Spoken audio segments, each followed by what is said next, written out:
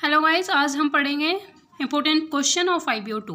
Okay, आपका कल exams हैं तो हम आज इसके इम्पोर्टेंट क्वेश्चन पढ़ लेते हैं। कौन कौन से हैं, चलो स्टार्ट करते हैं। इसको याद ही करते हैं, ठीक है, ऐसे रटते नहीं हैं, मतलब कि अपने माइंड में सेट करते हैं ताकि आप भूलो नहीं एग्जाम में जाके। ओके, तो देखो यहाँ पे देखते हैं, थर्ड है फर्स्ट, ये देखेंगे हम थर्ड वाला। Creation of utilities. Creation of utilities का मतलब है कि जहाँ पर कस्टमर चाहेगा कि हमें इस टाइम पर इस प्लेस पर हमें प्रोडक्ट मिल जाना चाहिए, ठीक है, तो फर्स्ट हो गया। तो अगर वो चाहेगा उससे मिल गया तो वो क्या हो जाएगा, सेटिस्फाई हो जाएगा, कस्टमर सेटिस्फेक्शन। अगर कस्टमर की सेटिस्फेक्शन हो जाएगी तो क्या होगा, सेल इंक्रीज़ होगी और फिर प्रॉफिट इंक्रीज़ होगा।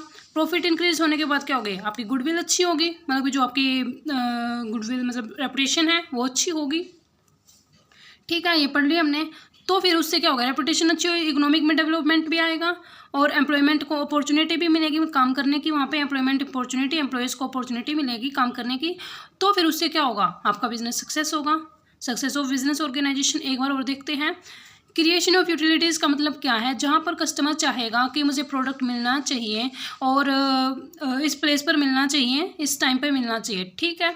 अगर उसे प्रोडक्ट मिल जाएगा तो क्या होगी, उसकी कस्टमर सेटिस्फेक्शन होगी। उसकी सेटिस्फेक्शन हुई तो क्या हुई, वो ज़्यादा प्रोडक्ट खरीदेगा, सेल्स इंक्रीज हुई, आपको प्रॉफिट होगा, गुडविल अच्छी होगी। गुडविल अच्छी हुई तो इसका फिर क्या आएगा, इकोनॉमिक डेवलपमेंट होगी। इकोनॉमिक डेवलपमेंट हुई तो employment opportunity, success of business organisation, तो आपका बिजनेस सक्सेस हो जाएगा। तो ये थी हमारी इंपॉर्टेंस। अब इनको देखते हैं कैसे आप लिख सकते हो इनको। ओके, नहीं तो एक सेकंड, ठीक है, आप इनको अपनी लैंग्वेज में लिख लेना। और अगर आपको इस तरीके से लिखनी है तो आप लिख सकते हो, मैंने ये वीडियो डाल रखी है, प्लेलिस्ट में जाके चेक कर सकते हो। इसकी इंपॉर्टेंस, ये फर्स्ट चैप्टर पूरा का पूरा डाल रखा है, आप चेक कर सकते हो। अगर आपको वो लिखनी है तो वो लिख सकते हो अपनी लैंग्वेज में। तो ये हो गया हमारी इंपॉर्टेंस कंप्लीट। नेक्स्ट क्वेश्चन है, सेलिंग और मार्केटिंग के बीच में डिफरेंस देखना है हमने। चलो देखते हैं डिफरेंस इनके बीच में। मीनिंग, फर्स्ट बेसिस क्या है, मीनिंग है। मीनिंग क्या होगा सेलिंग का, selling means the process of distribution of goods and services irrespective of consumer goods. इसका मतलब है कि सेलिंग का मतलब क्या होता है, गुड्स और सर्विसेज को डिस्ट्रीब्यूट करना। मार्केटिंग का मतलब क्या है, marketing means the process of production and distribution of goods and services as are needed and desired by the consumer. इसमें यह नहीं देखा जाता सेलिंग में कि कंज्यूमर को क्या चीज़ चाहिए, जस्ट प्रोड्यूस करते हैं और डिस्ट्रीब्यूट करते हैं। इसमें जो कस्टमर्स की वांट्स और नीड्स के अकॉर्डिंग ही प्रोडक्शन करते हैं और डिस्ट्रीब्यूट करते हैं। नेक्स्ट, ऑब्जेक्टिव क्या है इसका, सेलिंग का सेल्स वॉल्यूम को इंक्रीज करना और मार्केटिंग का ऑब्जेक्टिव है मैक्सिमम सेटिस्फेक्शन देना कस्टमर्स को। स्कोप क्या है, इसका जो सेलिंग का स्कोप है वो छोटा है क्योंकि ये मार्केटिंग का पार्ट है, और जो मार्केटिंग है ये वाइडर स्कोप है, इंक्लूडिंग इसके अंदर ही सेलिंग का कंसेप्ट आता है।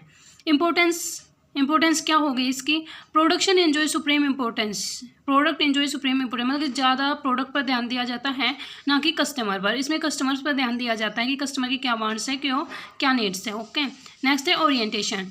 Selling is based on profit on sales volume, मतलब कि इसमें है कि सेलर अपनी नीड को देखता है ना कि कस्टमर की नीड को। सेलर को क्या करना है, अपने सेल वॉल्यूम इंक्रीज करनी है, ज़्यादा से ज़्यादा सेल करके प्रॉफिट कमाना है। मार्केटिंग में ज़्यादा से ज़्यादा प्रॉफिट कमाना है पर कंज्यूमर की नीड और डिज़ायर को देकर कंज्यूमर को सेटिस्फाई करके। Next one is start of activities. जो इसकी एक्टिविटीज़ है सेलिंग की वो कहाँ से स्टार्ट होती है, selling comes after the production करने के बाद सेलिंग स्टार्ट होती है और एंड होती है delivery of the product to the consumer.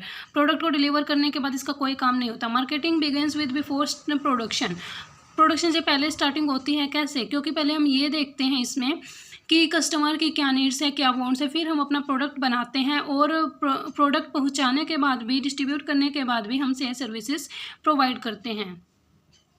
Seventh है, selling is piecemeal approach to ये शॉर्ट टर्म के लिए होती है, मार्केटिंग लॉन्ग टर्म के लिए होती है। कैसे, सेलिंग में क्या है कि जो सामान दिया है हमने बेच दिया है, सेल कर दिया है, तो उसके बाद हमारा कोई काम नहीं होता। पर मार्केटिंग में काम होता है, हमने सर्विसेज भी प्रोवाइड करनी है। उसके बाद नीड्स क्या रहेगी, selling fulfils need of seller, इसमें सेलर की नीड्स पूरी होती है और मार्केटिंग में कस्टमर की नीड पूरी होती है। तो ये हमारा सेलिंग और मार्केटिंग के बीच में डिफरेंस कंप्लीट हुआ।